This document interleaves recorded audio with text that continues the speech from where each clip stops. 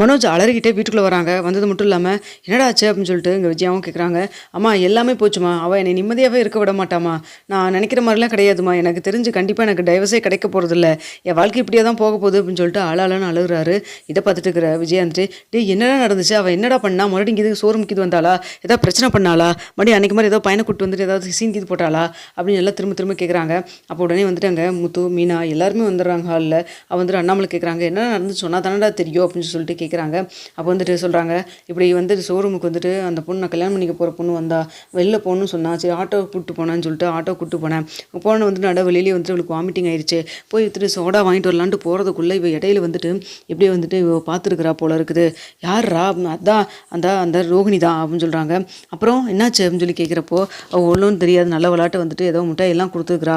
அடுத்த நாள் வந்துட்டு இவ ஏதோ பார்லர் போகணும்னு சொல்லிட்டு போயிருக்காங்க. அங்கே போனால் கரெக்டாக வந்துட்டு இந்த ரோகிணியோட பார்லருக்கு தான் போயிருந்துருக்காங்க. வேணுனே தான் இவன் வந்துட்டு நேற்று நம்மளை ஹெல்ப் பண்ணாங்களேன்னு சொல்லி போயிருப்பா போல இருக்கு. அப்போ வேணுனே வந்துட்டு ஃபோனில் வந்துட்டு ஏதோ காமிக்கிற மாதிரி காமிக்கிறப்ப தான் வந்துட்டு என் ஃபோட்டோ இருக்கிறத பார்த்துருக்கான். இது எப்படி அப்படின்னு சொல்லி சொல்கிறப்போ, நாங்கள் வந்து ஹஸ்பண்ட் ஒய்ஃபு அப்படின்னு சொல்லி தான் என் ஹஸ்பண்ட் அப்படின்னு சொல்லியிருக்காங்க. இதை கேட்டுன்னு வந்துட்டு எனக்கு என்கேஜ்மெண்ட் ஆயிருக்குன்னு சொல்லிட்டு இவளும் சொல்லியிருப்பா போல இருக்கு.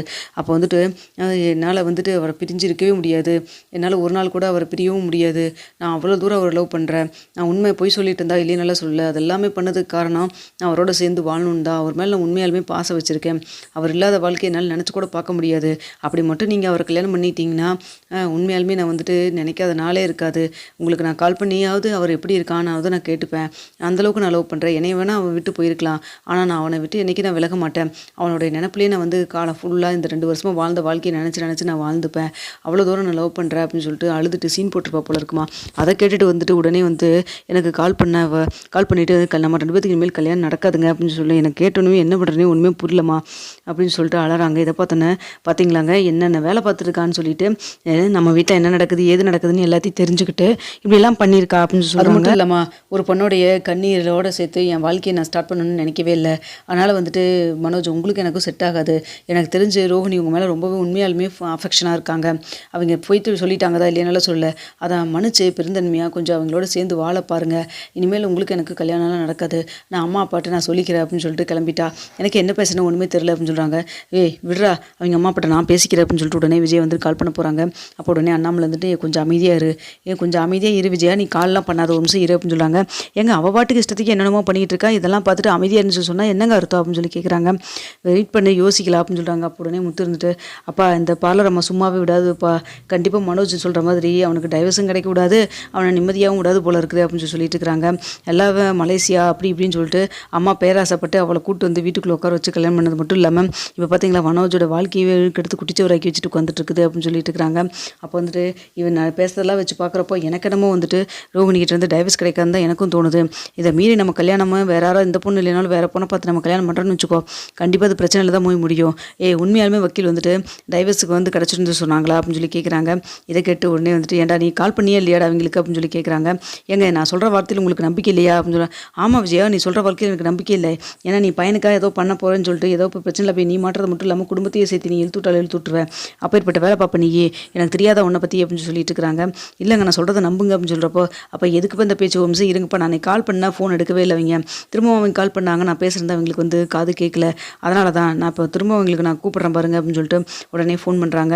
ஃபோன் பண்ணோன்னே வந்துட்டு ரிங்கும் போகுது, எடுக்கிறாங்க. என்னங்க டைவர்ஸ் எப்போ தான் முடியும் டைவர்ஸ் கேஸ் அப்படின்னு சொல்லி கேட்குறாங்க.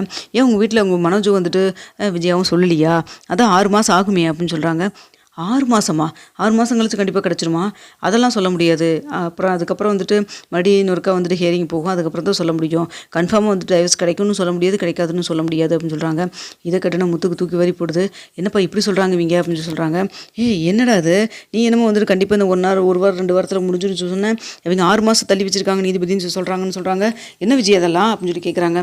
நல்ல வேலையாக ஏதோ வந்துட்டு அந்த ரோகிணி இப்படி சொன்னதுனால அந்த பொண்ணை வந்துட்டு கல்யாணம் வேண்டாம்னு சொல்லிட்டா, இல்லைன்னா அந்த பொண்ணு வீட்டுக்காரங்கிட்ட நம்ம என்ன பேசியிருக்க முடியும் சொல்லு பார்க்கலாம் அப்படின்னு சொல்லிட்டு இருக்கிறாங்க. அதுக்கு இல்லைங்க, எப்படி இருந்தாலும் டைவர்ஸ் கிடச்சிரும், இல்லைனாலும் மனோஜ் அவளோட சேர்ந்து வாழ போகிறதில்ல, ஆனால் ப்ராப்பராக என்ன பண்ணணுமோ அதெல்லாம் பண்ணி முடிச்சா தானே வந்துட்டு இவன் சேர்ந்து வாழ முடியும், அப்படி இல்லைன்னா மறுபடியும் ஏதாவது பிரச்சனை வர்றதுக்கா அப்படின்னு சொல்லி கேட்குறாங்க. அதெல்லாம் ஒன்றும் வராதுங்க, நான் பார்த்துக்கிறேன், போது விஜயா, உன்னுடைய இதில் விட்டதுக்கு நீ இதுக்கு மேலே ஏதாவது பண்ணாலும் பண்ணிடுவேன், நீயே அவன் மேலே இருக்கிற இப்போ இதில் அவனுக்கு கல்யாணம் நடக்கணும் அப்படிங்கிற ஆசையில் வந்து நீ ஏதாவது வேலையில் போய் சிக்கலில் மாட்டினாலும் மாட்டுவேன், நீ மட்டும் திட்டம் மட்டும் இல்லாமல் எல்லாத்துக்கும் பிரச்சனை கொண்டு வந்து விட்டுருவேன் அப்படின்னு சொல்கிறாங்க. முத்து, இனிமேல் வந்துட்டு இந்த கேஸை வந்து நீங்கள் என்னைக்கு ஆனாலும் சரி, என்ன வேலை இருந்தாலும் பரவாயில்ல, கேஸ் நடக்கிற அன்னைக்கு நீயும் மீனாவும் போங்க, அதுதான் கரெக்டாக இருக்கும் அப்படின்னு சொல்லிட்டு இருக்கிறாங்க. அப்போ உடனே வந்துட்டு இங்கே விஜயா வந்துட்டு, என் மேலே உங்களுக்கு அவ்வளோதான் நம்பிக்கை, நேற்று வந்தவங்க மேலே உங்களுக்கு நம்பிக்கை வந்துருச்சுல அப்படின்னு சொல்லிட்டு இருக்கிறாங்க. விஜயா, இங்கே மீனா வந்து ரொம்ப உண்மையாக இருக்கா, நேர்மையாக இருப்பா, எந்த ஒரு பொய்யும் பேச மாட்டா, நீ அப்படியா இருக்க, ஏதாவது பொய்யை பேசிக்கிட்டே தான் இருக்கிற அப்படின்னு சொல்லிட்டு இருக்கிறாங்க. அப்போ உடனே வந்துட்டு இங்கே மனோஜ் வந்துட்டு, சரி அதெல்லாம் இருக்கட்டும், இப்போ நான் என்ன பண்ணிட்டு, இப்போ கல்யாணம் எங்களுக்கு நடக்காதா அப்படின்னு சொல்லி கேட்குறாங்க. இருடா அவங்க அம்மா அப்பாட்ட பேசி பார்க்கலாம், 6 மாதம் வேணால் தள்ளி வச்சு கேட்டு பார்க்கலாம் அப்படின்னு சொல்லிட்டு உடனே வந்துட்டு இங்கே முத்துவும் பேசுகிறாங்க. அப்போ அண்ணாமலை வந்துட்டு, அது சரி வராது, நம்ம நேரில் போய் பார்த்து பேசிட்டு வரோம், நானே போராடே முத்து நீ கூட வாடா அப்படின்னு சொல்லிட்டு முத்து கூட்டிகிட்டு கிளம்புறாங்க. எங்க நான் வர்றேங்க, நான் வராமல் எப்படி அப்படிங்கிற மாதிரி விஜயா சொல்கிறாங்க. நீ வந்தால் ஒன்றுக்கு ரெண்டு ஏதாவது தப்பாக பேசிகிட்டு இருப்ப, நாங்களே பார்த்துக்குறோம், நீ வீட்லேயே இரு அப்படின்னு சொல்லிட்டு விஜயா விட்டுட்டு அண்ணாமலையும் முத்துவும் கிளம்பி போகிறாங்க. அங்கே போனோன்னா வந்துட்டு, என்ன சம்மந்தி வாங்க வாங்க, இப்போ தான் வந்துட்டு எல்லா விஷயத்தையும் சொன்னா, அவள் கல்யாணம் வேண்டான்னு சொல்லிட்டு ஒத்த கால் நிற்கிறா, நானே உங்களுக்கு கால் பண்ணி பேசணும்னு நினச்சேன் அப்படின்னு சொல்கிறாங்க. இப்போ தான் மனோஜ் ஷோரூம்லேருந்து வந்தோன்னு இப்படின்னு சொன்னால் எங்களுக்கு என்ன சொல்கிறதுனே ஒன்றுமே புரியல, ஏன் இப்படிலாம் நடக்குதுன்னு தெரில, வந்துட்டு என் பையனை அவள் விட மாட்டாங்கன்னு மட்டும் நல்லா கன்ஃபார்மாக தெரிஞ்சு போச்சு, அவள் ட்ராமா பண்ணிகிட்டு இருக்கிறாங்க அப்படின்னு சொல்லிட்டு இங்கே முத்துவும் சொல்கிறாங்க. என்ன ட்ராமா பண்ணாலும் அந்த பொண்ணு அழுதுட்டு அவ்வளோ தூரம் சொல்லியிருக்க மாட்டேங்குது, இனிமேல் எப்படி பேசினா என்ன பேசினாலும் எனக்கு தெரியல, ஆனால் என் பொண்ணு ரொம்ப ஸ்ட்ராங்காக இப்போ சொல்கிறா, வந்து மனோஜ் நான் கல்யாணம் பண்ணிக்க மாட்டேன், ஒரு பொண்ணோட கண்ணீரில் என் வாழ்க்கை ஆரம்பிக்க வேண்டாம்னு சொல்லிட்டு ரொம்ப ஸ்டடியாக சொல்கிறா, இதுக்கு மேலே நாங்கள் என்னங்க பண்ணுறது சம்மந்தி அப்படின்னு சொல்லிட்டு இருக்கிறாங்க. இங்கே பாருங்கள், 6 மாதம் கழிச்சு கன்ஃபார்மாக வந்துட்டு கேஸ் வந்து முடிஞ்சிருச்சு, டைவர்ஸ் கிடச்சிச்சு அப்படின்னா அப்போ வச்சுக்கலாமா கல்யாணத்தை அப்படின்னு சொல்கிறாங்க. இல்லைங்க, அவள் சொல்கிறது விஷயம் என்னென்னா, ஒரு பொண்ணு வந்துட்டு விருப்பப்பட்டு 2 பேர் வந்து டைவர்ஸ் வாங்கிட்டு போனாங்கன்னா பரவாயில்ல, மனோஜ் தான் டைவர்ஸ் கொடுக்குன்னு சொல்கிறாங்க, ஆனால் அந்த பொண்ணுக்கு விருப்பமே இல்லை. அப்படி இருக்கிறப்போ ஒரு பொண்ணோட கண்ணீரில் அவங்க போய் சொல்லியிருந்துருக்கலாம், ஏதோ பண்ணியிருந்துருக்கலாம், ஆனால் அதுக்காக வந்துட்டு நான் ஒருத்தங்க அழுக வச்சுட்டு நான் வந்து அந்த வாழ்க்கையை வந்து தட்டி பறித்த மாதிரி ஆயிரும், அதனால் எனக்கு இந்த கல்யாணம் வேண்டாம், மனோஜோட எனக்கு கல்யாணமே ஆகலைனாலும் பரவாயில்ல அப்படின்னு சொல்லிட்டாங்க அப்படின்னு சொல்கிறாங்க. என்ன இப்படி சொல்லிட்டாங்களே அப்படின்னு சொல்லிட்டு முத்துவும் நினைக்கிறாங்க. அப்போ நம்ம கிளம்பலாம், அப்போ இதுக்கு மேலே நம்ம பேசுறதுக்கு எது இல்லைப்பா அப்படின்னு சொல்லிட்டு, சரிங்க மறுபடியும் ஏதாவது ஐடியா இருந்ததுன்னா இல்லை ஏதாவதுனா நீங்கள் கால் பண்ணுங்கள், ஆனால் 6 மாதத்தில் கன்ஃபார்மாக வந்துட்டு அடுத்த இதில் ஹியரிங்கில் எப்படியாவது டைவர்ஸ் கிடைக்கிற மாதிரி நாங்கள் பண்ணிடுவோம் அப்படின்னு சொல்லி பேசிட்டு இருக்கிறாங்க. சரி ஓகேங்க பாருங்கள், நாங்களும் வந்து யூஎஸ் கிளம்புறோம் அப்படின்னு சொல்லிட்டு அந்த பொண்ணு வீட்டுக்காரங்க பேசிட்டு இருக்கிறாங்க. அடுத்த முத்து கார் எடுத்துகிட்டு போகிறப்ப பேசுகிறாங்க. அப்பா எனக்கு தெரிஞ்சு நான் ஒன்று சொல்லட்டுமாப்பா, என் மனசில் படுறது, கண்டிப்பாக பாலர் அம்மா வந்துட்டு மனோஜை எக்காரணத்தை கொண்டு எதுக்காகவும் விட்டு கொடுக்காதுப்பா, அது மட்டும் நல்லா தெளிவாக தெரிஞ்சு போச்சுப்பா, மனோஜுக்கு வந்துட்டு இதுக்கு டைவர்ஸ் கிடைக்கிறது ரொம்ப சந்தேகமான விஷயம் தான்ப்பா அப்படின்னு சொல்கிறாங்க. ஆமாண்டா முத்து, எனக்கு அப்படி தாண்டா மனசில் படுது, இந்த ரோகிணி சாதாரணமான பொண்ணு, நம்ம தப்பாக நினச்சி கணக்கு போட்டோம், அவளுக்கு வேணுங்கிற விஷயத்த அடையணும் அப்படிங்கிறக்காக எந்த எக்ஸ்ட்ரீமுக்கும் போவா போல இருக்குது, இதில் நல்லாவே தெரியுதுடா அப்படின்னு சொல்லிட்டு இருக்கிறாங்க.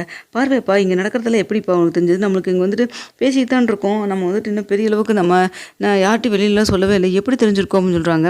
அப்போ உடனே வந்துட்டு இங்கே பார்வதி கிட்ட போய் சொல்லியிருப்பான், பார்வதி கீதை ஆர்ட்டே சொல்லியிருப்பானோ அப்படின்னு சொல்லிட்டு விஜயா பற்றி சொல்கிறாங்க. அப்பா எனக்கு தெரிஞ்சு அந்த சிந்தாமணிகிட்ட தான் அடிக்கடி பேசிட்டு இருப்பாங்க அம்மா, சிந்தாமணிகிட்ட சொல்ல போய் சிந்தாமணி தான் வந்துட்டு ஏதாவது இந்த பார்லர் அம்மாட்ட சொல்லியிருந்தா அப்படின்னு சொல்கிறாங்க.